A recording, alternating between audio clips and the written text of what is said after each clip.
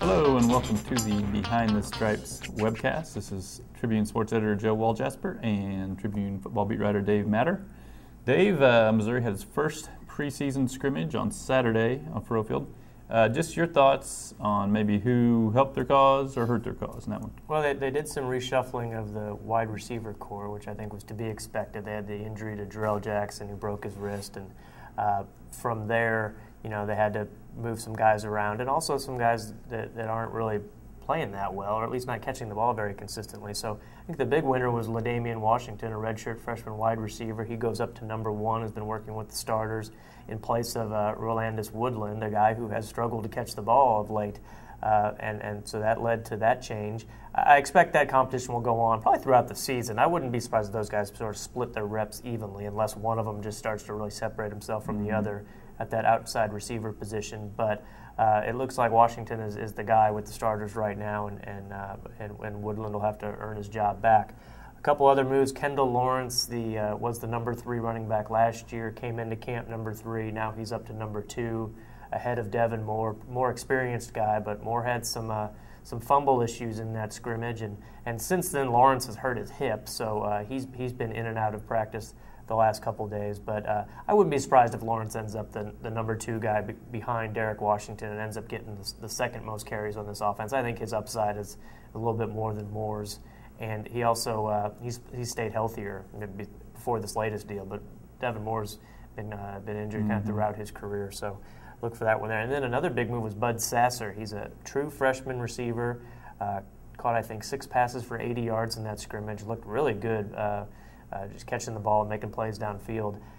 Not only did they move him up to number 2, but they moved him inside to the slot position behind T.J. Moe, the same position where Jerrell Jackson plays. But he's obviously going to miss a couple games with that broken wrist. So Bud Sasser was a big mover. He's a guy that they haven't made any definitive announcements on freshmen playing this year, but when you're number 2 and playing well at that position, I think it's pretty obvious you're going to play. Defensively, Michael Sam, also defensive end, who that can be a pretty big move for him because if you're third string, you're probably not going to play. He gets 5 sacks in that game. Granted, I think at least 2 or 3 of them were against Chris Freeman, who was struggling in his first time to play. But he gets 5 sacks. He moves up to number 2, and usually if you're number 2 on the defensive line, you do play. So he seemed like he was kind of a big mover too. Yeah, and ahead of Marcus Malbrough, a guy who played last year, who was a year older than Sam. So yeah, that was interesting to see. We'll see if he can do it against the top offensive tackles on the team. He did get one against Elvis Fisher, Missouri's left tackle, but like you said, a lot of that came against a guy who hasn't played.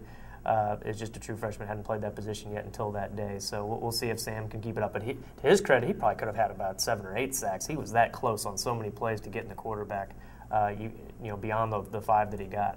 And then amongst the quarterbacks, really, it turns out to be kind of status quo. There was no change. They all looked pretty good, I thought. None of them took a lot of chances down the field. Really, I thought just without looking at the stats, I kind of thought Ashton Glazer had the best day. Statistically, though, that they were kind of bunched. Yeah, he probably had the best throw of the day, the deep one he got to Jerrell down the field. He probably had the biggest mistake, too. Yeah. He had a little short one that the defensive lineman, Bart Kozlip, picked off and ran back for a touchdown. So kind of the good with the bad with Glazer. And, they really still like James Franklin, and he's got to get a lot more work at that number 2 job. And he goes against the number 1 defense a lot of the time. So it's anything that he does should stand out because he's going against the best players on defense. So I think he's starting to separate himself from the pack a little bit, but I also think that Blaine Gabbert has really separated himself from James too, and I think he's obviously the starter, but I think just that you see, the more they play, you see just how good Blaine can be in this offense. Okay. You talked a little bit about the receivers already, but just maybe re-examine now that Jerrell Jackson is going to be out probably, at least he's going to miss the Illinois game and maybe more than that. With a broken wrist. How do you see that position shaping up now? I know last week there was problems in practice with lots of drops. Yeah, which isn't really that atypical for this time of year. Guys are just kind of getting into the flow and getting used to working with quarterbacks, but you got to do something about it. And at one of the positions we already mentioned, the outside spot with Washington and Woodland, but at the other one where Wes Kemp returns, really the most experienced guys as far as starting games. He's even right now in the depth chart with Jaleel Clark, a redshirt freshman who obviously didn't play last year and has kind of come on strong. So I think that's kind of a message to Kemp that you gotta concentrate and you gotta catch the ball, because that's a position where they don't throw the ball to a whole lot. So you really have to make the most of your opportunity. And he had some drops. So both of those guys will play. I think the more reps Clark gets with the first team, the more chance he's got to do some things. He's a big 6'5", 215-pound guy, built a lot like Kemp. So this will be a good opportunity for him. And then at the slot position, we mentioned Mo. I think he's probably the most consistent receiver right now. And Sasser will get some looks behind him because two other players at that position are hurt right now too. Jimmy Hunt, the true freshman, who I think we all were impressed with after the first week. He sprained his ankle. Kerwin Stricker, another inside guy, has a growing problem right now that bugged him last year throughout preseason camp. So I'm afraid that might keep him out for a while too. So, and then the tight end position, which is just their other slot receiver spot. Michael Agnew has really separated himself from the pack there and is really by far the best player at that position.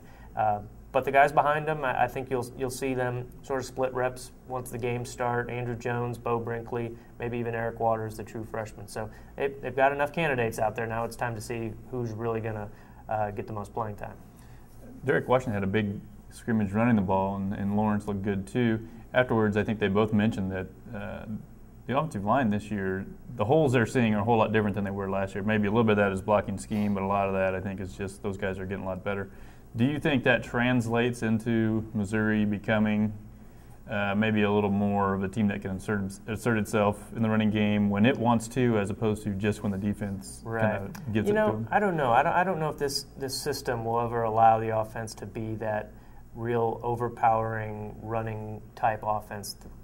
Obviously not down a three-point stance, 3 yards in a cloud of dust type, because that's just not the style they run. But there are plenty of spread offenses that have lines just like Missouri's at the same caliber that can run the ball effectively and really grind out big running games. You think of Oregon, you think of West Virginia. So I think they can be that. I think they have the line to do that.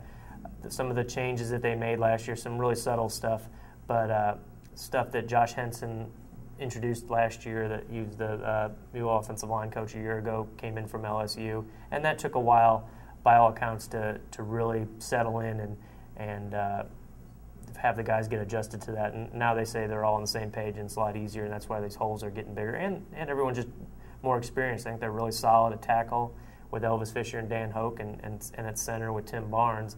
And the guards are, I think, kind of just coming along. And for that group, I think the thing they really need to do is avoid penalties and avoid situations where they take themselves out of running situations. That's what happened last year so many times. They were in so many second and longs and third and longs and had very few opportunities to really run the ball when people expected them to. So if they can get better in those situations, then I think they can be a really effective running team.